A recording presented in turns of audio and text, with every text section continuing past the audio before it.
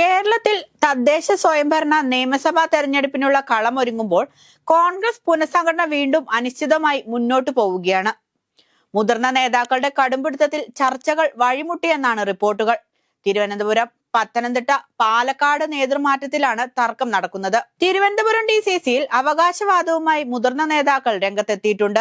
പുനഃസംഘടന വൈകുന്നത് പ്രവർത്തനത്തെ ബാധിക്കുമെന്ന വിലയിരുത്തലിലാണ് KPCC നേതൃത്വം. അതുകൊണ്ട് തന്നെ പുനഃസംഘടന പൂർത്തിയാക്കാൻ കഠിന പ്രയത്നം നടത്തുകയാണ് നേതൃത്വം. ഇപ്പോൾ KPCC പ്രസിഡന്റ് സണ്ണി ജോസഫും വർക്കിംഗ് പ്രസിഡന്റുമാരും നേതാക്കളുമായി ചർച്ചകൾ തുടരുകയാണ്. ഒരാഴ്ചക്കകം അന്തിമ പട്ടിക തയ്യാറാക്കാനാണ് ശ്രമം. KPCC പുനഃസംഘടന ചർച്ചകൾ നീണ്ടുപോകുന്നതിൽ ഹൈക്കമാൻഡിൽ അതൃപ്തിയുണ്ട്. തർക്കങ്ങൾ പരിഹരിച്ച് പട്ടിക നൽകണമെന്ന ഹൈക്കമാൻഡ് നിലപാടിൽ മാറ്റമില്ല. KPCC ജനറൽ സെക്രട്ടറിമാരുടെ കാര്യത്തിലും സെക്രട്ടറിമാരുടെ കാര്യത്തിലും സമാനമായ ആശയക്കുഴപ്പമുണ്ടെന്നാണ് സൂചന. സമവായ ചർച്ചകളിൽ പലരെയും നിലനിർത്താനാണ് സാധ്യത. ഇതിനിടെ പുനഃസംഘടനയിൽ സമവായ നീക്കത്തിന് ജംബോ ഫോർമുലയുമായി നേതാക്കൾ രംഗത്ത് വന്നിട്ടുണ്ട്. KPCC പ്രസിഡന്റും 3 വർക്കിംഗ് പ്രസിഡന്റുമാരും അടക്കം KPCC ഭാരവാഹികളുടെ എണ്ണം 119 മുകളിലെത്താനാണ് സാധ്യത. MPമാരുമായുള്ള ചർച്ചകൾ പൂർത്തിയായെന്ന് KPCC നേതൃത്വം പറയുന്നുണ്ട്. MPമാരുമായുള്ള ചർച്ചകൾ പൂർത്തിയായെന്ന് നേതൃത്വം പറയുമ്പോഴും പലർക്കും പരാതിയുണ്ട്. ചിലർ AICC നേതൃത്വത്തിന് തന്നെ നേരിട്ട് പരാതി നൽകി. അതേസമയം KPCC DCC പുനഃസംഘടനയിൽ സമവായ നീക്കത്തിന് ജംബോ ഫോർമുലയാണ് നേതൃത്വം മുന്നോട്ട് വെച്ചിരിക്കുന്നത്.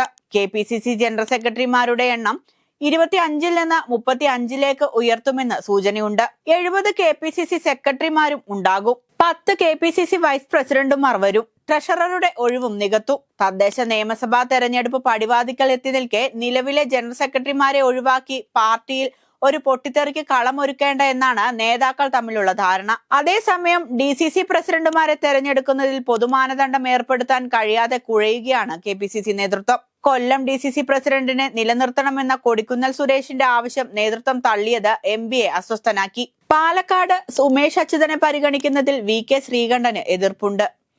MPമാർക്ക് നിക്ഷിപ്ത താല്പര്യമാണെന്നാണ് KPCC പ്രസിഡന്റിന്റെ പരസ്യ നിലപാട്. DCC പ്രസിഡന്റുമാരിൽ മലപ്പുറം, കോഴിക്കോട്, തൃശൂർ, എറണാകുളം, കണ്ണൂർ എന്നിവിടങ്ങളിലുള്ളവരെ നിലനിർത്താനും മറ്റുള്ളവരെ മാറ്റാനും നേരത്തെ ആലോചനയുണ്ടായിരുന്നു. എന്നാൽ KPCC പ്രസിഡന്റും DCC പ്രസിഡന്റും ക്രിസ്ത്യൻ വിഭാഗത്തിൽ നിന്ന് വരുമെന്ന അവസ്ഥ കണ്ണൂരിലുണ്ട്. കണ്ണൂരിൽ മാർട്ടിൻ ജോർജും കോഴിക്കോട് പ്രവീൺ കുമാറും എറണാകുളത്ത് മുഹമ്മദ് ഷിയാസും തൃശൂരിൽ ജോസഫ് ടാജറ്റും മലപ്പുറത്ത് VS ജോയിയുമാണ് നിലവിൽ അധ്യക്ഷന്മാർ. വലംകൈ കൂടിയായ മാർട്ടിൻ ജോർജിനെ മാറ്റുന്നതിനോട് സുധാകരന് യോജിപ്പില്ല. തന്റെ മനസ്സ് സണ്ണി ജോസഫിനും അദ്ദേഹത്തിന്റെ മനസ്സ് തനിക്കും അറിയാമെന്ന് സുധാകരൻ നേതാക്കളുമായുള്ള കൂടിക്കാഴ്ചയ്ക്ക് ശേഷം പറഞ്ഞിരുന്നു.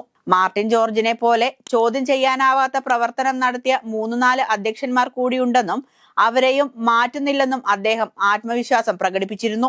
സംസ്ഥാനത്ത് ഭരണവിരുദ്ധ വികാരം ശക്തമാണെന്നും കൃത്യമായി ഉപയോഗപ്പെടുത്തിയാൽ അടുത്ത തവണ അധികാരത്തിലേറാമെന്നും പാർട്ടി വിലയിരുത്തുന്നു. അതിനാൽ നേതാക്കൾക്കിടയിൽ വലിയ അതൃപ്തിക്കിടവരുത്താത്ത വിധം പുനഃസംഘടന നടത്തുകയാണ് KPCC പ്രസിഡന്റും പ്രതിപക്ഷ നേതാവും അടക്കമുള്ളവർ ലക്ഷ്യമിടുന്നത്.